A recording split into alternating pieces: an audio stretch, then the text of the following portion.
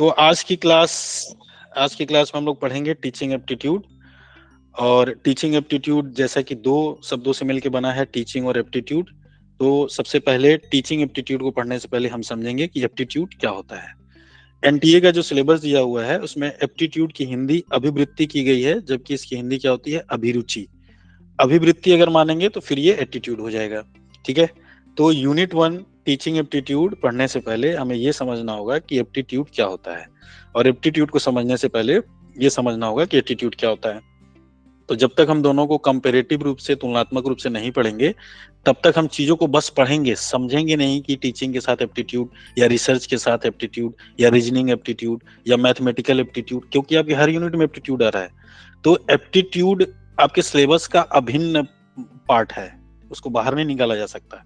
और एप्टीट्यूड जिस तरह से ट्रेंड कर रहा है सारे एग्जाम में, उस हिसाब से स्टूडेंट के बेसिक कॉन्सेप्ट एप्टीट्यूड को लेकर के क्लियर नहीं होते हैं।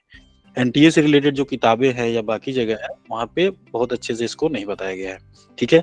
इसलिए इस क्लास जो सोच के आपने क्लास ज्वाइन किया कि इसमें आपको बेसिक कॉन्सेप्ट क्लियर हो, तो आपको इस चीज समझना पड़ेगा।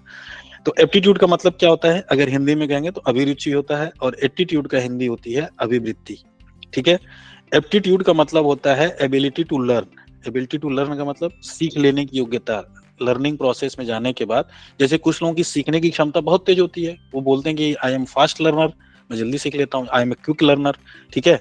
और कुछ लोग थोड़ा समय ज्यादा लगता है सीखने में, तो उनकी जो सीखने की योग्यता है वो कैसी है, और ये नेचुरल एबिलिटी होती है। अगर कोई कोई जल्दी सीख लेता है तो ऐसा नहीं कि उससे पूछा गया था पैदा होने से पहले कि भाई तुम ये बता दो, जल्दी सीखना चाहते हो कि देर से सीखना चाहते हो, और अब बोलते हैं कि ऐसा करो गुरुजी कि हम थोड़ा देर से सीखना चाहते हैं। तो ऐसा तो कुछ नहीं होता, आपसे पूछा तो जाता नहीं है, वो आ जाता है।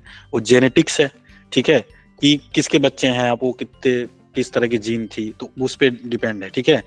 तो ये किससे संबंध है, ये टैलेंट से रिलेटेड है। टैलेंट में जीन की बहुत बड़ी योग्यता होती है, आनुवंशिकी बहुत इंपॉर्टेंट रोल प्ले करता है। ठीक है। तो टैलेंट को लेकर के जो विद्वानों ने बोला, जो थिंकर्स ने बोला है, वो ये कि टैलेंट दो तरीके से आ सकता है व्यक्ति के अंदर।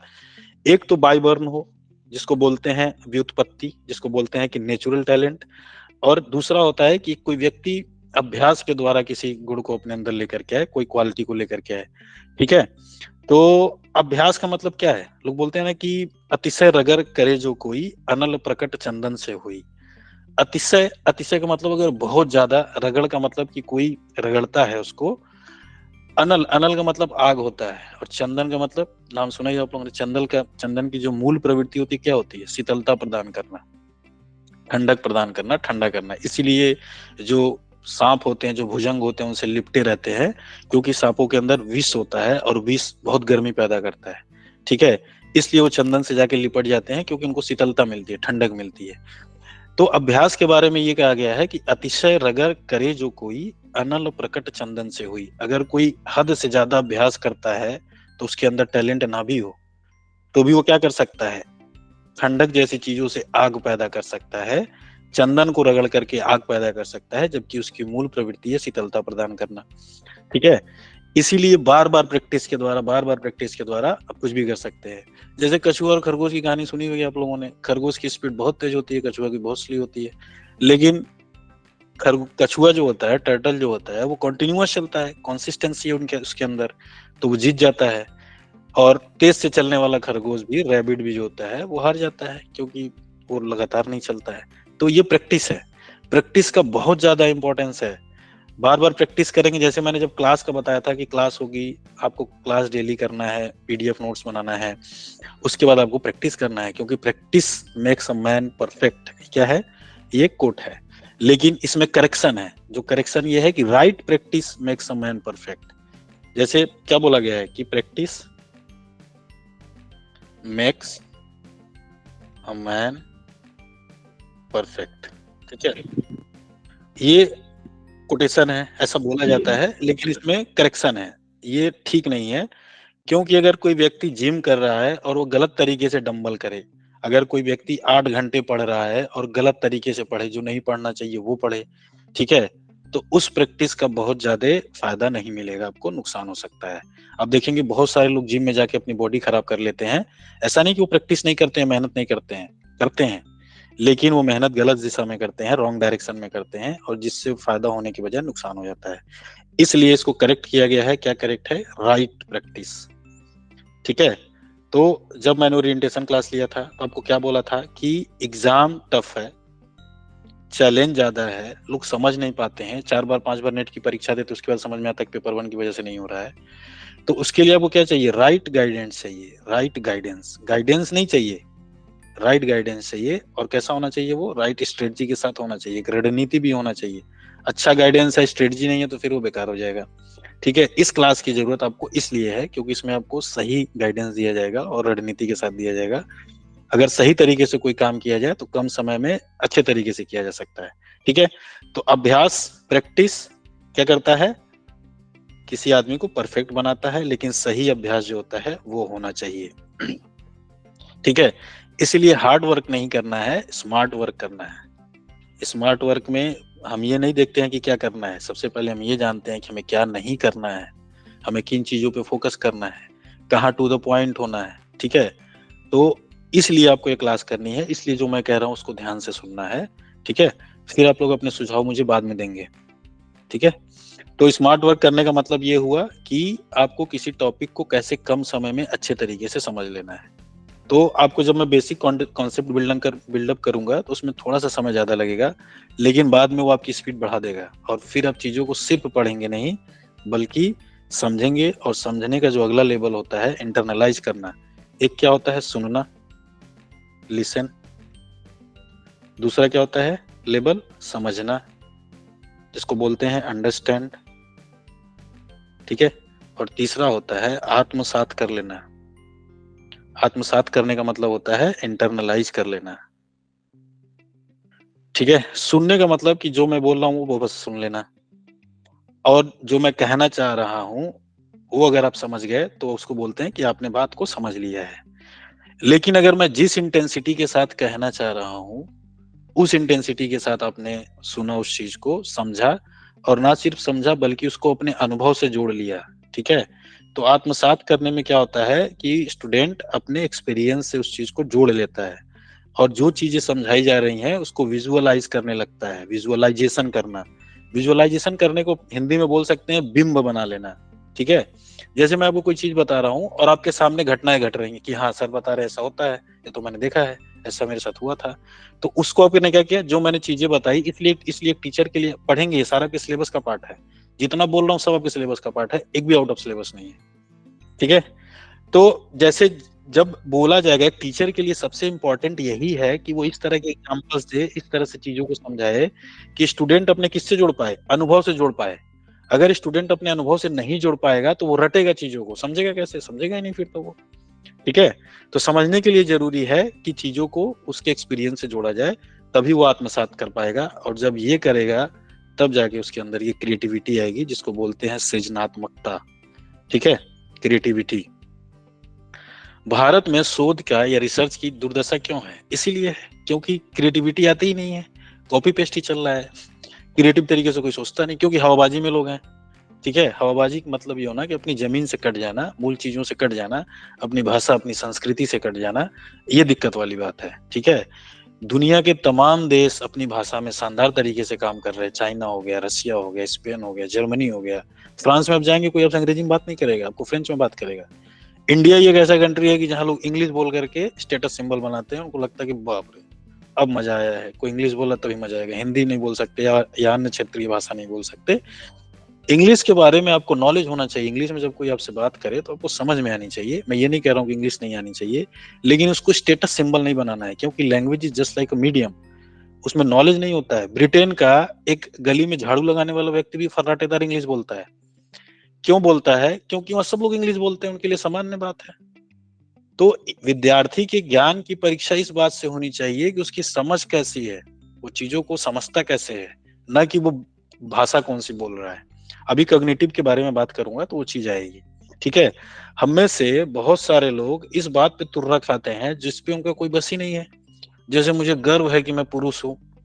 अरे भाई, जब तुम पुरुष हुए थे तुमसे पूछा गया था, जब पैदा हो रहे थे पूछा गया था कि तुम मेल होना चाहते हो या फीमेल होना चाहते हो? तुक्का है। एक एक गुणसूत्र का कमाल है बस। लड़का हो गया, आप नहीं तो लड़की हो सकते थे। लड़की हो गए आप, नहीं तो लड़का हो सकते थे। ठीक है, ऐसे ही इस जाति का हूँ, उस धर्म का हूँ, ठीक है, इस क्षेत्र से हूं मैं, बिहार से हूं मैं, मुंबई से हूं मैं, दिल्ली से हूं मैं, थोड़ा सा इधर से उधर होता है तो भारत की जगह पाकिस्तान में पैदा हो जाते हैं आप। तो सिर्फ और सिर्फ ये तुक्का है, और जो चीज आपको तुक्के से मिली हुई है उस पर गर्व करने की कोई जरूरत नहीं है, वो आपको एम ही मिल गई है, उसको एम एंजॉय करिए। गर्व करने की जरूरत उस पे है जो जो आपने अपने परिश्रम से अर्जित किया है, जो आपने मेहनत से अर्जित किया है। ठीक है, तो जब तक आप इन चीजों को नहीं समझेंगे तब तक आप चीजों के प्रति एक गलत अवधारणा रहेगी, गलत कंसेप्शन रहेगा, और आप गलत डायरेक्शन में जाते रहेंगे। शिक्षा का काम ये है कि व्यक्ति को वस्तु स्थिति बता देना, रियलिटी बता देना, समस्या की जड़ कहाँ है वो बता देना, जिससे आप उस समाधान की तरफ आगे बढ़ पाए, न कि भ्रम की दिशा में भटकते रहें। ठीक है, तो एप्टीट्यूड और एटीट्यूड को समझने के लिए, एप्टीट्यूड जो है ये बेसिकली इसका संबंध आपके नेचुरल एबिलिटी से है, जिसके लिए आप पैदा हुए हैं। ठीक है, जैसे हर व्यक्ति के अंदर एक क्वालिटी होती है, जो अस्तित्ववादी हैं उनका ये कहना है कि हर व्यक्ति अपने आप में एक अनूठा है। अनूठा मतलब कि आपके अंदर हर एक व्यक्ति अपने आप में यूनिक है, आपके अंदर जो क्वालिटी वो किसी और के अंदर नहीं है, आप किसी से तुलना नहीं कर सकते अपनी। लेकिन जो यूनिकनेस है ये कैसे आपको पता चलेगा, ये सिर्फ आपको पता चलेगा, आपको फाइंड आउट करना पड़ेगा कि आप किसके लिए बने हुए हैं। ठीक है, तो एप्टीट्यूड के टेस्ट बेसिकली इस बात को फाइंड आउट करने के लिए लिए जाते हैं कि आप किसके लिए बने हुए हैं, आप क्या करना चाहते हैं। दो किताबें आप लोगों को बता दिया है मैंने। पहली किताब कौन सी बताई थी? दो किताबें बता दी आप। डॉक्टर जोसेफ मर्फी का the power of your subconscious mind. Okay, दूसरी किताब कौन सी बताई? दूसरी याद नहीं है सर, सॉरी सर। कौन बताएगा? वीडियो नहीं देखा आप लोगों ने, रिकॉर्डिंग जो लोग क्लास नहीं किए थे, जो लोग क्लास में थे वो बताएं। रुद्राध्रक्षा, आप बताइए कौन सी किताब बताई थी मैंने? ओबिनेम, आप देखा आपने वीडियो? फणीश्वरनाथ रेणुका महाराज। सर एक महिला आंचल बताते सर। उपन्यास बताए। हाँ, और आज तीसरी किताब बता रहा हूँ, इकिगाई, IKIGAI, हेक्टर ग्रेसिया की किताब है। पतली सी किताब है, बहुत शानदार किताब है। ये जापान पे बनी किताब है, जापान के लोगों पे। जापान में लोग 80 साल के हो जाते, 85 साल के हो जाते, शानदार तरीके से काम करते हैं और खूब काम करते हैं वो। तो ये शोध का विषय हुआ कि जापान में ऐसा क्या है कि लोग इतने एज के होने के बाद भी काम करते रहते हैं। तो इकिगाई में इस पे चर्चा किया गया कि आप कोई काम देर तक कैसे करते हैं। ठीक है, तो वो बेसिकली ये जो है आपके एप्टीट्यूड से रिलेटेड है। देखिए, मैं ऐसा नहीं कह रहा हूँ कि रिलेटेड है ही, मैं अपनी टीचिंग में इसको रिलेट करके समझाता हूँ, क्योंकि उससे रिलेटेड होता है, ये ठीक ठाक रिलेटेड होता है। अगर इस चीज को आपने समझ लिया तो आपके जीवन की कहानी बदल जाएगी। क्योंकि जीवन में बहुत सारे लोग उस रास्ते पे हैं जिस रास्ते पे उन्हें नहीं होना चाहिए। उन्हें बाह्य दबाव इस तरह से है, लोगों को दिखाना इस तरह से है कि वो गलत रास्ते पे हैं। गलत रास्ते इन द सेंस कि जो वो नहीं करना चाहते हैं वो कर रहे हैं। कारण कुछ भी हो सकता है, पैसा हो सकता है कि सैलरी ज्यादा मिल रही है, या स्टेटस हो सकता है, वॉट एवर हो सकता है। और व्यक्ति जो है और जो वो होना चाहता है, अगर वो नहीं हो पाता है तो उसके बीच का जो गैप है उसको खत्म करने में पूरा जीवन चला जाता है। आषाढ़ का एक दिन, मोहन राकेश की बहुत शानदार किताब है, चौथी किताब आप कह सकते हैं।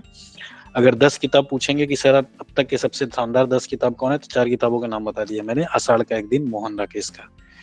जो व्यक्तिगत अंतर विरोध होते हैं, जो अंतर द्वंद होते हैं, जिसको डायलेक्ट बोलते हैं, तो उसकी शानदार किताब है। आप जो हैं और जो होना चाहते हैं, जैसे आप लोग क्या होना चाहते हैं, जो भी आप बनना चाहते हैं, और अभी जो परिस्थितियों के कारण जो आपको करना पड़ रहा है, जो आप करना नहीं चाहते हैं।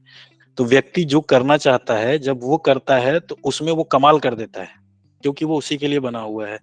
और व्यक्ति जब वो करता है जो वो नहीं करना चाहता है तो उसको बीमारी हो जाती है। क्योंकि आप एक दिन अपने आप को समझा सकते हो, 2 दिन समझा सकते हो, वर्षों तक कैसे समझाएंगे? इसी को बोलते हैं विलगाव हो जाना, व्यक्तित्व का विलगाव हो जाना, अपने आप से कट जाना, इसी को बोलते हैं। लिटरेरी टर्म्स है ये। ठीक है, तो इकिगाई में ये बताया गया कि जब वो काम करते हैं जो आपको आता है। ठीक है, मतलब कि जैसे मैं अपना एग्जांपल लूं तो मुझे टीचिंग करना पसंद है, मुझे पढ़ाना पसंद है, बात करना पसंद है, लोगों की काउंसलिंग करना पसंद है, गाइडेंस देना पसंद है, मुझे अच्छा लगता है, मुझे मजा आता है। टीचिंग और मैनेजमेंट दो मेरा कोर है, मैनेजमेंट में भी मुझे मजा आता है। तो जैसे मुझे क्या पसंद है, टीचिंग पसंद है। और पसंद होना तो बहुत बड़ी बात है नहीं, आपको आना भी चाहिए। तो मुझे जो फीडबैक मिला है तो लोग कहते हैं कि नहीं ठीक ठाक आप समझा लेते हैं, जो बताते हैं समझ में आ जाता है। बाकी आप लोग नए हैं तो आप लोग बताइए, जो मैं बोलता हूँ समझ में आ जाती है आप लोगों को बात, या जी सर।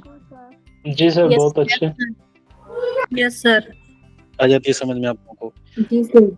एक पहली कंडीशन ये कि जो चीज करना आपको पसंद हो, दूसरी चीज कि वो आपको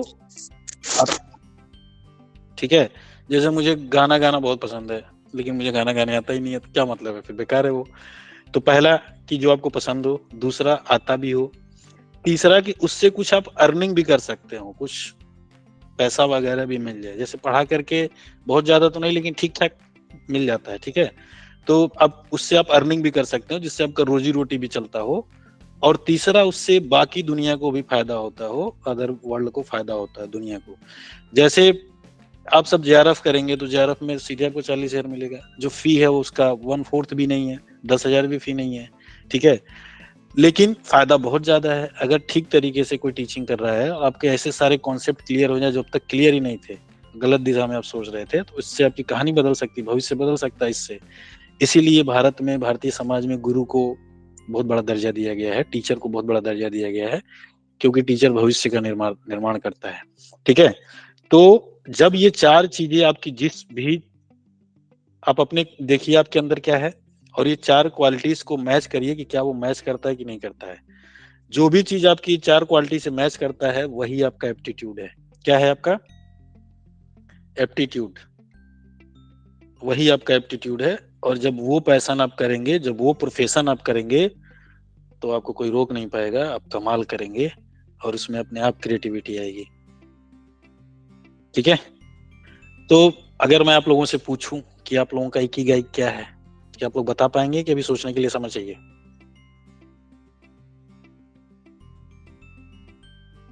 बता पाएंगे सर। बता पाएंगे तो बताइए आपकी इकिगाई क्या है। किसने बोला ये? नीतू सर। हाँ, नहीं तो बताइए आपकी इकिगाई क्या है।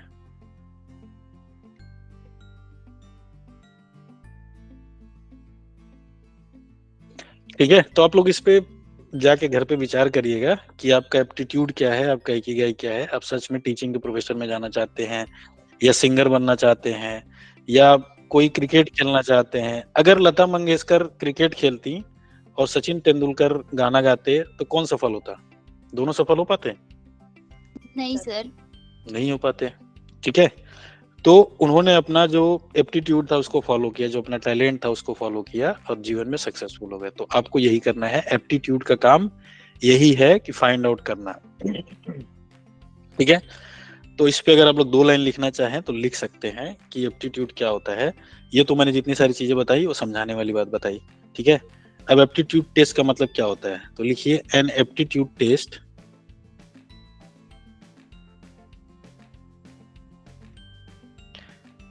is an assessment of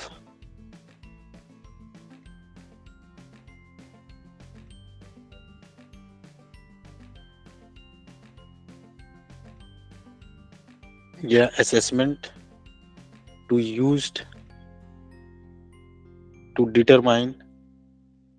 Hindi में भी लिखवा दूंगा, परेशान नहीं होना, जितना लिखवा रहा हूं उतना लिखिए आप लोग। to determine a candidate's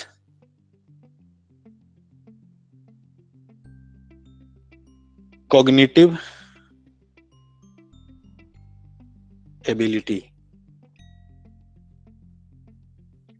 sir assessment के बाद 2 है क्या? असेसमेंट के बाद क्या है? असेसमेंट के बाद है कि to used to determine a candidate's cognitive ability और पर्सनालिटी। तो हिंदी में अगर आप लिखना चाहें इसको तो लिख सकते हैं कि एप्टीट्यूड टेस्ट, लिखवा दूं या बोल दूं? लिख लीजिए। हाँ, लिखिए एप्टीट्यूड टेस्ट के माध्यम से किसी व्यक्ति के संज्ञानात्मक योग्यता या व्यक्तित्व का मूल्यांकन किया जाता है।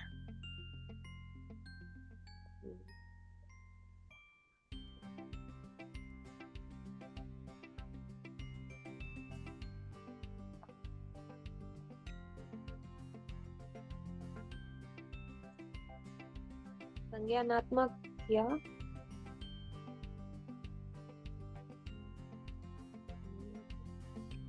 लिख दे रहा हूँ, नहीं तो 3 बार बोलना पड़ेगा मुझे।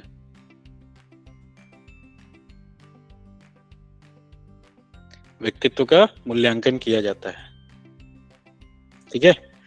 तो एक ऐसा टेस्ट है जिससे किसी व्यक्ति के कॉग्निटिव एबिलिटी और उसकी पर्सनालिटी का टेस्ट किया जाता है। तो यहाँ पे एक टर्म आ गया कॉग्निटिव एबिलिटी, जो मैंने आपको बताया था कि बिना कॉग्निटिव एबिलिटी को पढ़े आप नहीं समझ पाएंगे पूरे टीचिंग एप्टीट्यूड को, ठीक है। लिख लिया आप लोगों ने। एप्टीट्यूड क्या होता है ये तो मैंने बताया कि एप्टीट्यूड ये होता है। अब एप्टीट्यूड क्या होता है इसको समझिए आप लोग। एप्टीट्यूड का मतलब वही होता है जो मैंने अभी बताया कि जब लोग कहते हैं कि यार ये बहुत एटीट्यूड मार रहा है या बहुत एटीट्यूड में है, ये इसको थोड़ा सा लाइन पे लेके आना पड़ेगा। तो एटीट्यूड का मतलब वही होता है कि व्यक्ति के जो है नहीं और जो दिखाना चाहता है, तो इसका मतलब कि उसका बिहेवियर कैसा है। अगर कोई कहता है कि उसका एटीट्यूड ठीक नहीं है तो उसका सीधे से ये कहना चाहता है कि उसका व्यवहार ठीक नहीं है, उसकी बिहेवियर ठीक नहीं है, ठीक है। तो एटीट्यूड के बारे में भी थोड़ा सा आप लोग पॉइंट नोट कर लीजिए।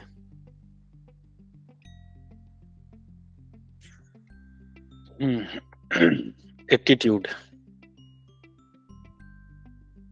एटीट्यूड का संबंध किससे है? किसी व्यक्ति के आचरण से है, उसके व्यवहार से है, उसके बिहेवियर से है, ठीक है। जैसे लोग बोलते हैं ना कि इसका चाल चलन ठीक नहीं है, तो चाल ढाल से है। तो किसी का व्यवहार बदल सकता है कि एक ही जैसा रहता है? सर बदल बदलते सकता रहता है। है। बदलता रहता है। तो एटीट्यूड क्या करता है? एटीट्यूड चेंजेबल है, बदलता है, ये चेंज होता है, ठीक है। लेकिन जो एप्टीट्यूड है, जो नैसर्गिक रूप से आपके अंदर है, वो बदलेगा कि वो आपकी मूल प्रवृत्ति है? मूल प्रवृत्ति है। मूल प्रवृत्ति है आपकी वो। तो एटीट्यूड और एप्टीट्यूड में अंतर ये हो गया कि जो आपके बिहेवियर में होता है, जो बदलता है, ठीक है। अगर आप इसको लिखना चाहें तो लिख सकते हैं थियोरेटिकल, जो थिएटर होता है ना, थिएटर सुने आप लोगों ने? जी सर। तो थिएटर मतलब कि सामान्य भाषा में नहीं बोलते हैं कि बहुत नौटंकी कर रहे हो, ज्यादा नौटंकी हो गया तुम्हारा, सुना आप लोगों ने? बहुत नाटक कर रहे हो तुम, तो वही है, एटीट्यूड ही है कि बहुत नाटक हो गया भाई साहब, अब लाइन पे आ जाओ, बस सब समझते हैं तुम्हारे बारे में। तो थियोरेटिकल पोज मारना समझ रहे हैं आप लोग, जो क्या होता है? क्रिएटेड होता है। कैसे? फॉर इफेक्ट पैदा करने के लिए, कि इफेक्ट पैदा करने के लिए जो आप एटीट्यूड करते हैं कि बस टसन में चल रहे हैं, टसन में रहने का, ताकि सब लोग आपकी तरफ देखे, कॉलर उठा के और डॉग वॉक कर रहे हैं। लड़कियां कैट वॉक करती हैं, लड़के कौन सा वॉक करते हैं? सुना आप लोगों ने? डॉग वॉक में डॉग। तो ये वाली स्थिति है, ठीक है। तो एटीट्यूड का मतलब ये है, अभिवृत्ति जिसके लिए लिखा गया है, इसका मतलब ये आपके बिहेवियर से है और नाटकीयता से है जो आप करते हैं। तो क्या किसी के बिहेवियर को चेक किया जा सकता है? वो तो बदल जाएगा। बिहेवियर आपका वैसा होता है जिस तरह के सराउंडिंग्स में आप रहते हैं, जिस तरह की परिस्थितियों में आप रहते हैं। गांव में रहने वाला व्यक्ति शहर में आता है तो उसका बिहेवियर बदल जाता है, ठीक है। या आपकी जैसे ही कल्चरल चेंजेस होते हैं वैसे ही आपके बिहेवियर बदल जाते हैं, ठीक है। तो एनटीए आपकी अभिवृत्ति नहीं चेक करना चाहता है, आपका एटीट्यूड नहीं चेक करना चाहता है। क्या चेक करना चाहता है वो? एप्टीट्यूड चेंज, ठीक है, अभिरुचि। तो अब एप्टीट्यूड जब आप लोग सब सुनेंगे और ये देखेंगे कि एप्टीट्यूड का एग्जाम में इतना ट्रेंड में क्यों, इसलिए ट्रेंड में है क्योंकि हर कोई ये चाहता है कि उसको ठीक व्यक्ति को हायर दे करे, ठीक व्यक्ति को नौकरी करे जिसके लिए वो बना हुआ है। क्योंकि अगर कोई व्यक्ति का मन, जो उसका काम में मन नहीं लगेगा तो वो उसका 100% नहीं दे पाएगा, क्योंकि उसका मन ही नहीं लगता है। जिस व्यक्ति का जिस काम में मन लगेगा वही काम तो अच्छे से करेगा वो।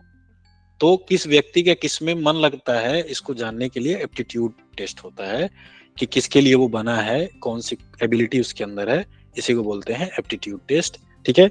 इकिगाई किताब आप लोग देख सकते हैं हेक्टर ग्रेसिया का, उसमें उन्होंने जापान के लोगों के बारे में बताते हुए ये बताया है कि वहां पे इस तरह की चीजें होती हैं, ठीक है।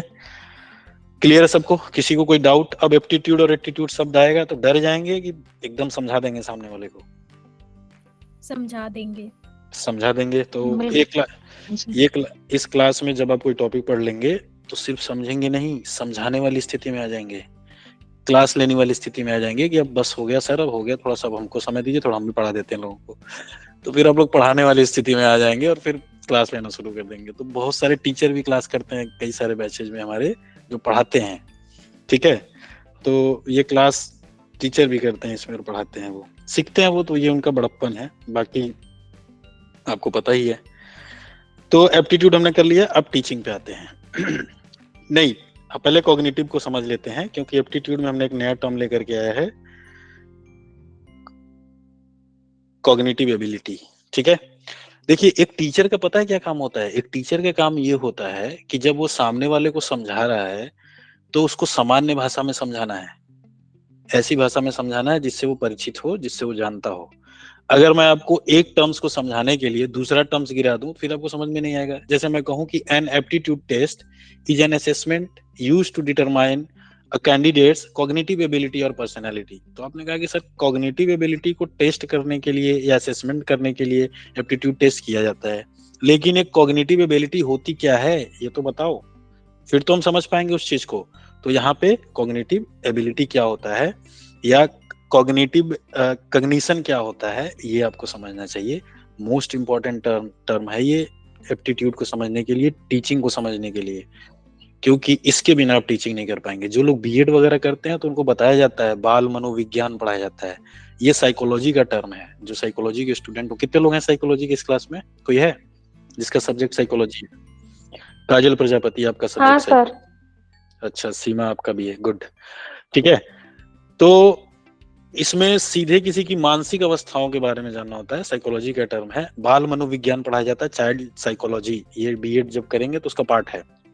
लेकिन हायर एजुकेशन में जब आप जाएंगे तो वहां जिसको साइकोलॉजी की ठीक जानकारी होती है तो वो बहुत अच्छा टीचर भी बनता है, बहुत अच्छा काउंसलर भी बनता है, क्योंकि साइकोलॉजी मनोविज्ञान जो होता है मन को पढ़ने का विज्ञान है, जिसमें आप सामने वाले के मन को पढ़ पाते हैं, उसकी मनोदशा के बारे में जान पाते हैं, उसका मेंटल कंडीशन क्या है ये जान पाते हैं और अकॉर्डिंग उससे बातचीत कर पाते हैं, ठीक है। तो कॉग्निटिव एबिलिटी को समझते हैं। ये भी बहुत उलझा हुआ टर्म है, बहुत क्लियर नहीं रहता इस पे, लेकिन ध्यान से सुनेंगे तो क्लियर हो जाएगा। तो क्या टर्म है कॉग्निटिव? मेरी राइटिंग थोड़ी अच्छी नहीं है, उर्दू में लिखता हूं मैं, तो आप लोगों को जहां दिक्कत होगी पूछ लीजिएगा। समझ पा रहे हैं आप लोग जो मैं लिखता हूँ? Yes sir. ठीक है, हाँ गुड। सर, आ रहा है समझ। तो ये आप लोगों का टैलेंट है कि आप लोग उर्दू भी पढ़ लेते हैं जो मैं उर्दू में लिखता हूँ। तो कॉग्निटिव एबिलिटी क्या बोलते हैं इसको? संज्ञानात्मक क्षमता, ठीक है। कहाँ से बना है ये बना है कॉग्निशन से बना है, कॉग्निशन शब्द से बना है कॉग्निटिव एबिलिटी। तो कॉग्निशन आपने सुना है, रिकॉग्निशन नाम सुना है आप लोगों ने? हिंदी में क्या? संज्ञान बोलते हैं। यस सर, पहचान या पहचान, संज्ञान। ठीक है। तो अगर आपको कॉग्निटिव एबिलिटी समझना है तो आपको समझना चाहिए कि कॉग्निशन क्या होता है। कॉग्निशन से ही, जिसके पास कॉग्निशन पावर है बोलेंगे कि इसके पास कॉग्निटिव एबिलिटी है। कॉग्निशन क्या होता है, संज्ञान क्या होता है? तो कॉग्निशन का मतलब आपको बताया था पिछली वाली क्लास में कि इसका मतलब यही होता है कि जो आपकी मानसिक क्रियाएं हैं, जैसे कुछ महत्वपूर्ण जो मानसिक क्रियाओं का समूह होता है उससे हम बोलते हैं कॉग्निशन, ठीक है। उसको हम क्या बोलते हैं? कॉग्निशन या कॉग्निटिव। अगर आप कहना चाहे तो कह सकते हैं कि ये कॉन्शियस इंटेलेक्चुअल एक्टिविटी से जुड़ा हुआ है। तो किससे जुड़ा हुआ है ये? कॉन्शियस इंटेलेक्चुअल एबिलिटी या एक्टिविटी। कॉन्शियस का मतलब क्या होता है? चेतन की अवचेतन क्या होता है? कल बताया था आपको। चेतन। चेतन। चेतन। चेतन का मतलब कि जब आप होश हवास में होते हैं, जब आप सोच समझ पाते हैं, निर्णय ले पाते हैं। तो मैंने आपको बोला था कि मन के दो स्तर होते हैं, आपको बताया था। एक होता है कॉन्शियस माइंड, जो क्या है? गेट कीपर है। किसका गेट कीपर है? आपके मन का, ठीक है। और इसके अंदर कौन बैठा हुआ है? इसके अंदर बैठा हुआ है आपका सब कॉन्शियस या अनकॉन्शियस माइंड, अवचेतन। अवचेतन। अचेतन। ठीक है, तो अवचेतन मन बैठा हुआ है और ये कौन सा है, चेतन मन है। चेतन मन क्या करता है, गेट पे खड़ा रहता है आपके मन में। ठीक है, जो अवचेतन मन आपको बताया था एकदम सीधा साधा सा भोला सा भाला सा बच्चा है, कुछ भी बोलो मान लेता है। सीने पे हाथ रख के बोलोगे ऑल इज वेल तो समझ लेगा कि सब कुछ ठीक चल रहा है, उसको कोई दिक्कत वाली बात नहीं है। ये कौन बोल रहा है, चेतन मन बोल रहा है। इसीलिए लोग जितने मोटिवेटर्स होते हैं पॉजिटिव थिंकिंग पे बल देते हैं, क्योंकि पॉजिटिव सोचने से आपका जो सबकॉन्शियस माइंड है वो अच्छा रहता है। आपको बोलेंगे कि हो जाएगा, कोई बात नहीं, तो वो खुश रहता है कि कोई बात नहीं, अच्छी बात है ये। इसीलिए आपके चेतन मन को तार्किक होना जरूरी है, क्योंकि अगर आपका चेतन मन कुछ भी कहेगा, अगर आपका कॉन्शियस माइंड लॉजिकल नहीं है, तो फिर क्या होगा, फिर कोई भी गलत सूचना देगा और आप मान लेंगे। जैसे कोई व्यक्ति आके कहे कि लड़कियां जो होती है ना, वो उनके अंदर मैनेजमेंट स्किल नहीं होता है, बेकार होती है, खाना वाना बनाए तो ज्यादा अच्छा होता है। और आपको पता ही नहीं है कि लड़कियां दुनिया चला रही हैं, जेट उड़ा रही हैं। फाइनेंस मिनिस्टर लड़की है हमारी, जर्मनी की चांसलर पहले थी, वो भी यही थी। और भी बहुत सारे ऐसे, इंदिरा गांधी बहुत मजबूत प्रधानमंत्री रही हैं भारत की। आपको ये सारी चीजें फैक्ट नहीं पता, तो अब उसकी बात सुन के कहेंगे हाँ ठीक बात है, लड़कियां खाना बनाती हैं। एज एग्जाम्पल, लड़कियां इसको दिल पे ना लें और लड़के चौड़ाई में ना आए कि बहुत अच्छा एग्जाम्पल दिया है, बस समझाने के लिए मैं ऐसे टर्म्स यूज करूंगा जिसको आप लोग आसानी से समझ पाए। आप समझ रहे मेरी बात? तो एज ए टीचर मैं उन चीजों को समझूंगा, आपको जो मैं कहना चाह रहा हूँ ना उस पे जाना है, पकड़ना नहीं है कि सर आप यही टारगेट करते हैं बार बार। क्लियर है सबको ये चीज? तो अगर आपको चीजों के बारे में पता ही नहीं होगा, आपका नॉलेज नहीं होगा, तो आपको कोई जो अंधभक्त का टर्म है वही तो है कि कुछ भी कहे मान लेना कोई। ठीक है, तो जो कॉग्निशन होता है इसका चेतन अवस्था से लेना देना है, और इसको बोलते हैं कुछ महत्वपूर्ण मानसिक क्रियाओं से। Intellectual activity, conscious intellectual activity, महत्वपूर्ण मानसिक क्रियाओं से इसका मतलब है। और महत्वपूर्ण मानसिक क्रियाएं कौन कौन सी होती हैं, कौन बताएगा? जैसे ध्यान करना, क्या बोलते हैं इसको, फोकस, या सोचना किसी चीज के बारे में। ठीक है, निर्णय लेना, निर्णय लेने का मतलब decision making process, DECISION, decision making process. तो निर्णय लेने की प्रक्रिया क्या आएगा, इससे कॉग्निशन, इससे कॉग्निटिव एबिलिटी, कि आप निर्णय कितना अच्छा ले पाते हैं, आप फोकस कितना अच्छा कर पाते हैं। कई लोगों को फोकस ही नहीं होता है। कितने लोग ऐसे हैं जो सुई में धागा लगा लेते हैं। इसमें चेतन में सर स्मृति भी आएगी? आएगी स्मृति, क्यों नहीं आएगी? आपकी स्मृति कैसी है? अगर कोई व्यक्ति फोकस नहीं कर पा रहा है तो क्या वो चीजों को याद कर पाएगा कि भूल जाएगा? भूल जाएगा फिर। भूल जाएगा। अब आप लोग चिंतन वाली अवस्था में आ रहे हैं। जब आप पूछेंगे सर क्या ये भी आएगी, तो मैं खुद ही आपसे चिंतन करवाऊंगा, क्योंकि सब कनेक्टेड होगा। जो मैं बता रहा हूँ सारा कीवर्ड है। इसके बाद एनटीए कितना भी घुमा लें, आप सोच के बता सकते हैं। जैसे मैं कह रहा हूँ कि कॉग्निशन से फोकस आता है उसमें, और आप कह रहे हैं कि सर क्या स्मृति आएगी, मेमोरी आएगा इसमें? बिल्कुल आएगा। मेमोरी का फोकस से सीधा संबंध है। अगर आप ध्यान नहीं देंगे किसी चीज पे तो आपको याद ही नहीं रहेगा। और विस्मृति? अब उसी का उल्टा हो गया तो क्यों नहीं रहेगा वो? अंडरस्टैंडिंग आएगी सर। हाँ बिल्कुल होगी। अगर कोई फोकस नहीं करेगा तो विस्मृत कर देगा, चीजों को भूल जाएगा। मेमोरी लॉस बोलते हैं उसको। यस रुद्रा बताइए। सब रीजनिंग बिल्कुल आएगा, रीजनिंग, इससे कॉन्शियस प्रोसेस। क्या आप सो करके निर्णय ले सकते हैं या तार्किक रूप से सोच सकते हैं सोने के बाद? नहीं, सोए हुए में नहीं। निर्णय नहीं ले सकते हैं। नहीं ले सकते हैं तो पहला कीवर्ड क्या लिख दिया मैंने, कॉन्शियस प्रोसेस है ये। कॉन्शियस का मतलब चेतना। जब चेतन अवस्था में आप हैं, जब होशो आवास में है, तब जाके आपकी संज्ञानात्मक क्षमता का परीक्षण होगा। ठीक है, इसलिए लोग बोलते हैं परीक्षा में जाना है तो होशो आवास में जाना है, थोड़ा दिमाग फ्रेश करके जाना है, सो करके जाना है। कुछ लोग पूरी पूरी रात सोते नहीं चले जाते हैं। अब उनका दिमाग ठीक से काम करेगा कि नहीं काम करेगा ठीक से? नहीं करेगी। ठीक है, और क्या आएगा इसमें? लैंग्वेज धारणा। हाँ, धारणा आएगा।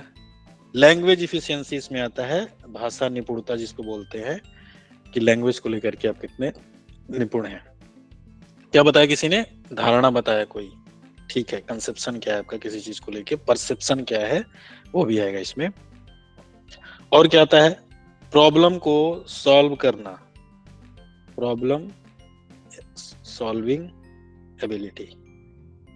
ये क्या है? ये भी एक कॉन्शियस प्रोसेस है। क्या कोई सो करके समस्या का समाधान कर सकता है? प्रॉब्लम को सॉर्ट आउट कर सकता है?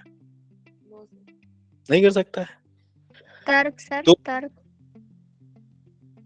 बिल्कुल लॉजिक तो आएगा ही। अब सो करके तर्क तो नहीं कर सकते, तो लॉजिक आएगा ही। चेतन अवस्था में ही होता है तर्क करना। तो इसलिए तो मैंने कहा जब तक आप इसको कॉग्निटिव एबिलिटी को नहीं समझेंगे पूरा, टीचिंग एंड रिसर्च एप्टीट्यूड नहीं समझ पाएंगे।